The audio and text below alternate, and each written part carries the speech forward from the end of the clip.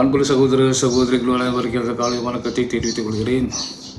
இன்றும் நாம் திருப்பலியை பற்றி பேசுகிறோம். திருப்பலியில் கடைசி பாகமாக்கப்பட்டது குருவானவர் ஆசீர் வழங்குவார்.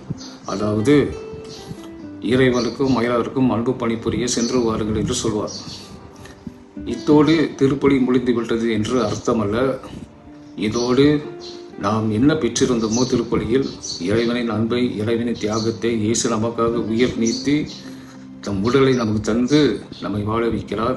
அது ஒரு பெரிய அன்பு செயல்.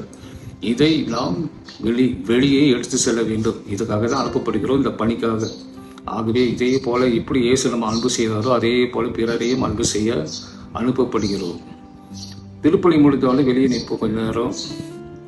சில பேர்களை பேசுவோம், சில பேர்களை பேச மாட்டோம். சில சமயங்களில் நம்மளுக்கு பிடிக்காதவர்களும் இருப்பார்கள், அவர்கள்ட்ட பேச மாட்டோம், ஒதுங்கிடுவோம். அதே மாதிரி வீட்டுக்கு செல்வோம். வீட்டில் உள்ள எல்லாருக்கூடையும் பேசுவோமா தெரியல. சில குடும்பங்களில் வீட்டில் சில பேர்கிட்ட பேச மாட்டோம். சொந்த அண்ணன், தங்கை, அக்கா, தம்பி எல்லாம் இருப்பாங்க.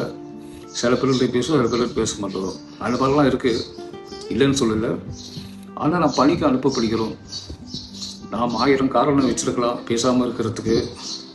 ஆனால் இயேசு சொல்கிறார், நீ போய் அன்பு செய். நம்மளை அன்பு செய்தல்ல, நீ போய் அன்பு செய். நான் உன்னை அன்பு செய்தது போல நீ பிறரையும் அன்பு செய்ய வேண்டும் என்று இயேசு சொல்லியிருக்கிறார். ஆக அன்பு சகோதர சகோதரிகளே, குருவானவர் சொல்கிறாரல்ல, இறைவனுக்கும் அயலாருக்கும் அன்பு பணிபுரிய சென்று வருகிற அர்த்தம். வெளியே போய் நாம் பகைமையை வளர்க்கக்கூடாது.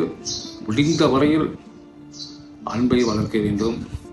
எல்லாரோடும் அன்பை வளர்க்க வேண்டும். இதற்காக தான் நாம் அனுப்பப்படுகிறோம். ஆகவே இதை உணர்ந்தவர்களாக இருக்க நாம் மன்றாடுவோம். ஆண்டவர் நம் அனைவரையும் ஆசீர்வதிப்பாராக. ஆமேன்.